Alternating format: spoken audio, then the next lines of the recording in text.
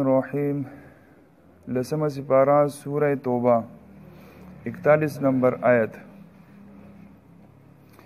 اعوذ باللہ من الشیطان الرجیم بسم اللہ الرحمن الرحیم لو كان عرضا قريبا وسفرا قاصدا لاتبعوك ولكن بعدت عليهم الشقة وسيحلفون بالله لو استطعنا لخرجنا معكم يهلكون أنفسهم والله يعلم إنهم لكاذبون صدق الله العظيم. لو كان عرضا قريبا کچری وی دنیاوی مال زر حاصلیدن کے لو کان عرضا قریبا کچری وی دنیاوی مال زر حاصلیدن کے وسفرا قاصدا او سفر آسان لتبعوکا نو ضرور بمونگا ستا تابیداری کڑے وے ولیکن بعدت علیہم الشقہ لیکن پدوی باندی لارا اگدشوا وسيحلفون بالله او دوی ان قریب بقسمون خورید الله په ذات باندې لو استطعنا کچری زمونږه طاقت وی لخرجنا معکم نو ضرور بمونږه ستا سره وتلې وی یهلکون انفسهم دوی خپل ځانونه په هلاکت کې غورځولې دي والله يعلم انهم لكاذبون او الله تعالی خپو هدي چې دا دروغجن دي بېشکه دا خلک دروغجن دي. د غزوه تبوک په موقع باندې کله چې حضور نبی کریم صلی الله تعالی علیه وسلم عام اعلان وفرمایو چې د الله په لاره کې جهاد لوځئ او دا داسې جهاد وو داسې غزوه وه مخکیم وضاحت شو د دې خبرې چې عموما صحابه د عرب په خطه کې او د عربو سره جنګېدلي خو دا اوس یو بل طاقت مخې ته راغی هغه طاقت و د روم چې هغې ته به یې سوپر پاور وي نو مسلمانان لبیک د نبی علیه الصلاة والسلام په آواز باندې ووی او جهاد له ووته منافقین د دو کم سردارو عبداللہ ابن ابی دا هم خپل ملګری تیار کړه او په هغه منافقینو په ډله کې وو مخکې موږ د دې وضاحت کړو د هغه منافقینو په ډله کې وو کم چې د نبی علیه الصلاة والسلام سره وتي وو هغه سره خپل جمعیت او خپل کسان وسره هغه منافقینو او د نبی علیه الصلاة والسلام سره غزوه تبوک په موقع باندې د تبوک مقام طرف ته روان شو او چې نبی علیه الصلاة والسلام په کوم ځای کې خیمه لګوله نو د نبی علیه الصلاة والسلام د خیمې نه د خپله خیمه جدا ولګوله او هلته به یې خپلې پټې مشورې کولې نبی علیه الصلاة والسلام ملګري میدان طرف ته لاړه او مورچې ولګولې ځان یې برابر کو کیمپونه ولګېده نو دا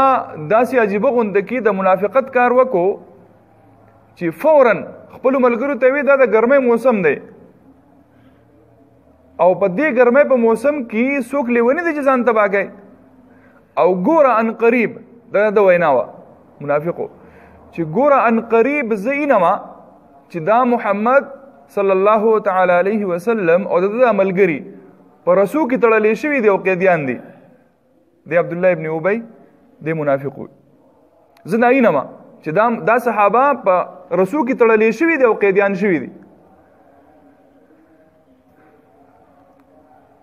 او خپل مرګور ته وی ځای چې واپس او خپل ملګری د ځان سره را واپس کړه او د مسلمانانو حوصله پست کول غوښتل چې د مسلمانان هم د دوه حوصله وګرځيږي یو سړی باندې ور روان دی کنه پوری وځي یا ولدا او یو سړی د مخ کې دی او هغه زر را واپس شرګه به ول زړه خطرناک دي دا کم کسان چې په ورځي نو دوه مو یریږي چې الکه زګي واقعي خطرناک دي دوه نو دغه سردارو خبري چل ولوم ورته طریقه ولوم ورتلا ولکه ډیره سخت ګرمي ځان ما هلاک کوي او دغه خلک ډیر تکړه دي لہذا واپس ځي د خپل لشکر را واپس کو دا اول ځل نه ودا د مخکم داسې حرکت کړو د غزوه احد په مقام دی تاسو د غزوه احد واقع به بار بار اوریدلی د غزوه احد په موقع باندې کړه چې صحابه د احد میدان ته وته نو دی وسره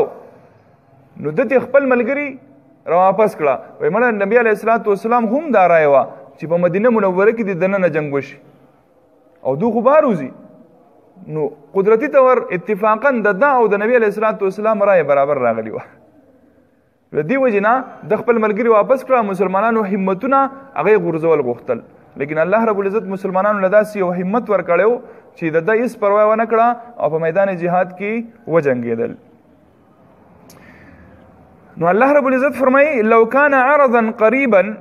کچری د دوی دنیاوی غرض مال زر حاصلېدونکي کم چې مالی غنیمت دی نو دوی داسې کوي چې وسفرا قاصدا او سفرم اسانی نو بیا خو د مسلمانانو څه کوي بیا ملګرتیا کوي نو نبی علیہ الصلوۃ والسلام ته وی یو خو سفر ډېر لري دی او بل دا چې سخت او تکلیف دی زه خدای نه ما چې دا صحابه بقیت شوي ما ته داسې ښکاری نو لتبعو کوم بستا بیا تابعداري کړې وي ولیکن سفر ډېر رګد دی او ګرمه موسم دی دی وجنا نشتلی ولكن بعدت عليهم الشقه ودوم عند الله ډېر درنه شو ډېر ګرانه شو چې دا خو ډېر لري سفر دی دونه سفر مونږه نشو کولی وسيحلفون بالله او دو په الله تعالی باندې با ان قریب قسمونه خوري په کم وخت کې یا خدا چې په دغه وخت کې نبی علیہ الصلوۃ والسلام لا میدان جهاد ته نه دیتلی او دا منافقین نازي او قسمونه خوري چې مونږه طاقت نه لرو مونږ ته عذر دی مونږ ته بیماری ده او یا دا چې نبی علیہ الصلوۃ والسلام کله واپس راشي د جنگ نه واپس راشي نو په دې دوران کې به دوی بیا سکه بیا قسمونه خوري نو الله رب العزت د دوه قسمونه ذکر کوي لو استطعنا لخرجنا معكم اې دا الله رسوله کچری زمونږه طاقت وي نو مونږ بستا سره بالکل میدان جهاد ته وته وي لیکن زمونږه طاقت نه مونږ کمزوري یو زمونږه کورونه خوشي دي زمونږه دا مسله دا دنیا مسله جوړ کړل ځل وای نه کرنے کې سو بهانه یو سړی یو کار نه کوي بس پسلونو باندې غل ورزي نو دونت لبا اصل کې نو دا یو خبره یاد درئ چې منافق سړی چونکه وحی سلسله خو اوس بند ده کنه نو آیا زموږ په معاشره کې منافقین شته د منافقت فیصله چې یار دا سړی منافق دی کنه دی نو چونکه وحی خو نه راځي لیکن علامات شته حضور نبی کریم صلی الله تعالی علیه وسلم فرمای آیت المنافق ثلاث د منافق سړی درې نخې دي کله دې خبرې کوي نو دې به دروغ وایي چې خبره کوي دې به دروغ اذا وعد اخلف چې کله د سره وعده وکړي شي یا دې وعده وکړي نو هغه به خلاف کوي اذا اؤتمن خانه او چې کله د سره امانت کې خو دي شي نو په هغه امانت کې به دې څه کوي خیانت به کوي اوس موږ د خپل معاشره ته ځو چې دا درې غټي غټي نه خېدي چې دا په دې زوم په دې معاشره کې شته کې نشته اولنې نمبر د دروغ نن سبا ماحول گرم دی السلام علیکم جی موبایل ماشاءالله دروغ جرنده السلام علیکم جی وعلیکم السلام کم ځای جی یرا دی بروان مثلا د دې بای پاس باندې وي او دی بسوي یرا بس زه کار مې دی په خبر تر غلي لکه دون دروغ سره مسلمان الانکه کله وای چې انسان دروغ وای نو د خلینو دومره بدبوئی خيږي د خلینو دومره بدبوئی خيږي چې وای فرشتي وته وای هلاک شي مو یا دروغ د بدبوئی د وجه نه دی خلق هلاک کړه دومره تیز بدبوئی دی په فرشتو ډیره بد لګي دا بدبو د دې وجه نه حکم دادی چې تاسو مسجد ته راځئ مسجد کې د فرشتو ماحولي نو بدبودار سیز مخوري چې فرشتو ته تکلیف کیږي نو دې چې کله دروغ وای نو د دې دروغ په دوران کې فرشتي وته هلاک شي مکوا د خلین دی بدبوئی خيږي په فرشتي د لری لری په مليون لاړ شي او څنګه په معاشره کې دا عام هر سړی درو الکه دا اساس دی بسو راوړې دا اساس براله بسو راکې یاره زور د صحیح خبرو کوم کنه مړه په 35 روپۍ بخپل اغسته الانکه دروغ وي 35 روپۍ خپل نه اغست دا اغسته مثلا د 25 روپۍ اغسته په 20 روپۍ اغست دروغ وي په 35 می اغست ولی دروغ وي په ځان باندې حلال مزدوري حلال مال په ځان باندې ولی حرامي دروغ وي زنانا هر زنانه چې ګوره دروغ وي چې کینی جو لګیا به دا دروغ بشوري خپل درنا او د بل سپکه دا هر ځای ماحول جوړ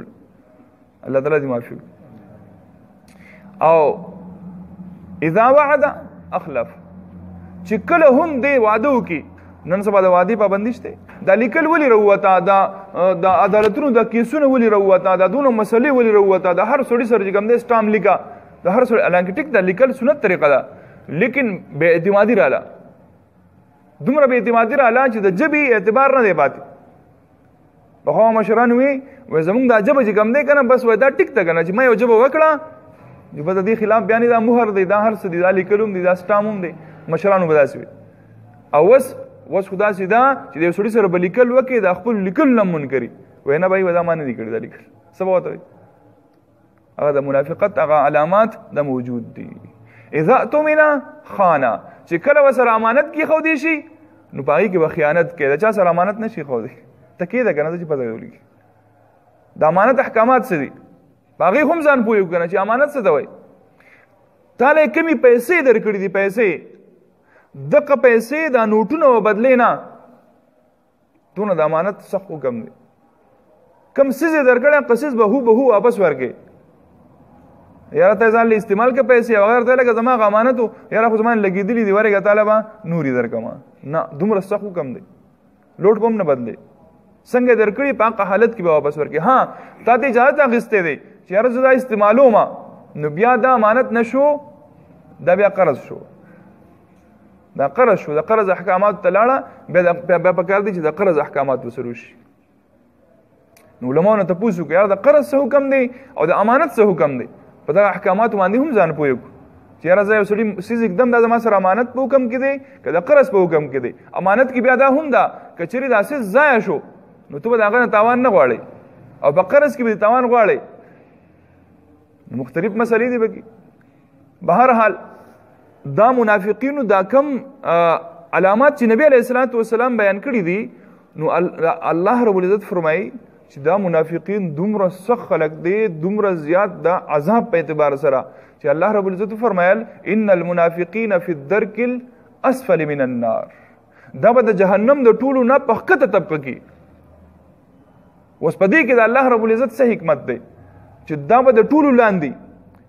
وای څنګه دو په دنیا کې د ذلت کار کړی دی د ذلالت کار یې کړی دی د قشان بعد دو سره په عذاب کې هم د ذلالت معامله کېږي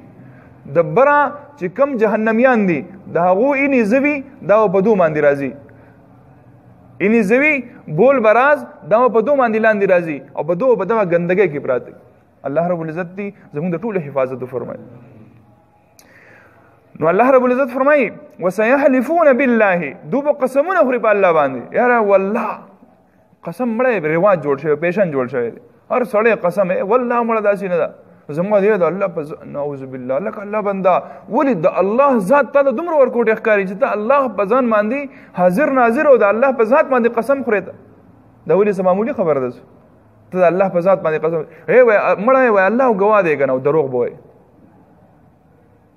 خلکو د الله نه یریږي مړوي ګور بوي نعوذ بالله دا ګوري کفریا الفاظ د دې وجنا قسم خوړلو کې هم ډېر غټ احتیاط کول پکار دی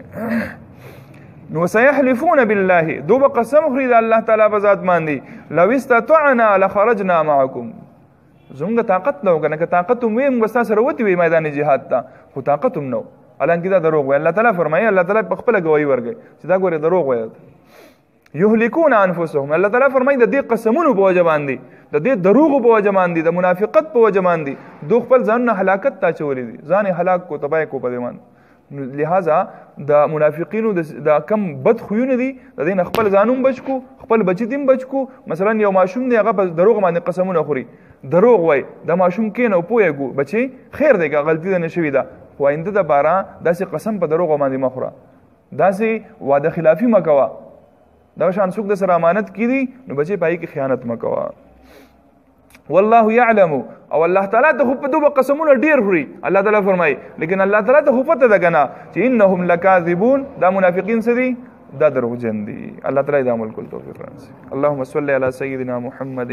وعلى آل سيدنا محمد وبارك وسلم ربنا ظلمنا انفسنا وإن لم تغفر لنا وترحمنا لنكونن من الخاسرين اللهم أحسن عاقبتنا في الأمور كلها وأجرنا من خزي الدنيا وعذاب الآخرة آمين برحمتك اللهم نستقبل